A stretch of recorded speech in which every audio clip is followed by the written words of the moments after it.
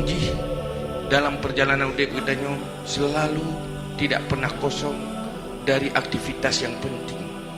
Manusia yang selalu sibuk dengan hal yang penting itu pertanda manusia-manusia yang punya masa depan yang baik.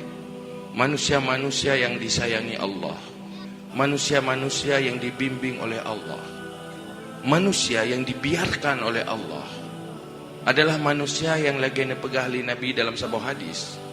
Min alamati i'radillahi 'alal 'abdi istighaluhu bima la ya'ni. Tanda seorang hamba tidak diperduli oleh Allah, tidak dibimbing oleh Allah, tidak diperhatikan oleh Allah adalah selalu sibuk dengan hal-hal yang tiada penting. Ura malam sibuk dengan hal yang hana penting. Apa makna penting? Penting dalam persepsi iman adalah sesuatu yang bermanfaat. Pertama ialah yang paling penting, yang bermanfaat untuk akhirat. Yang kedua, yang bermanfaat untuk dunia tetapi hanya ke sumber malapetaka akhirat.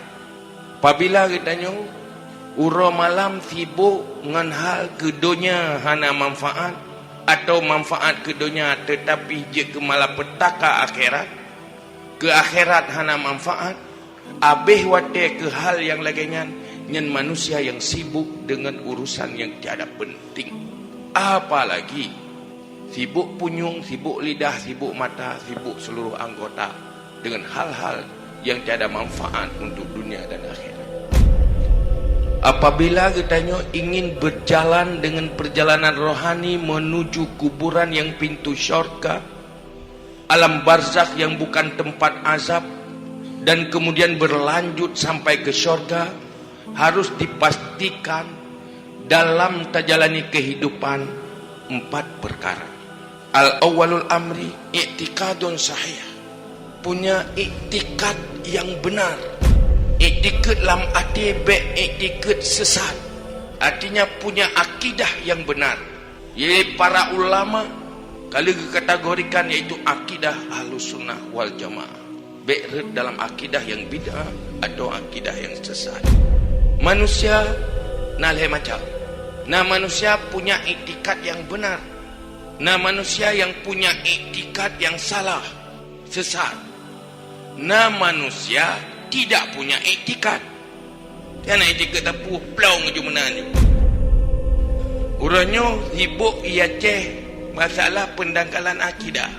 Longkun tanpa didangkalkan pun di survei masyarakat Aceh, i'tikadnya memang sudah dangkal. Tidoro yang punya pilihan sendiri mendalami akidah, memperdalam akidah. Anak-anak yang punya orang tua yang baik, yang penuh perhatian, mungkin terselamatkan dari akidah yang salah. Tetapi bagi anak-anak yang orang tuanya sendiri tidak terbangun akidah yang benar, bagaimana dengan keturunannya? Yang kedua, setelah punya akidah yang benar, pastikan kita sudah taubat nasuha. Golom tak taubat nasuha, baik mati le dan baik dapat delat-delat. Pastikan tanyo ka sukses tak lakukan taubat nasuha supaya semua dosa itu terbayar. Hana perlu dekem-kem tat menyot taubat golom bere.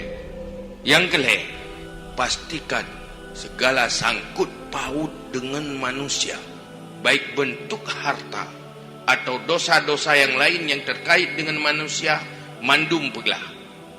Nata gobak danyo bayu, nata zalimi gob dengan lidah danyo, pahala ile lagi ma. Pastikan hana utang dosa antar sesama manusia. Munyo mentemu dosa nyan bahaya mati. Yang keempat, pastikan kita punya ilmu syariah, ilmu yang verlain, yang memadai. Dah ilmu perlain. Pertama ilmu tauhid, pastikan beglah tauhid ilmu perlain. Menansi ilmu fikah, tata cara ibadat yang wajib-wajib, berbutoi-butoi sep.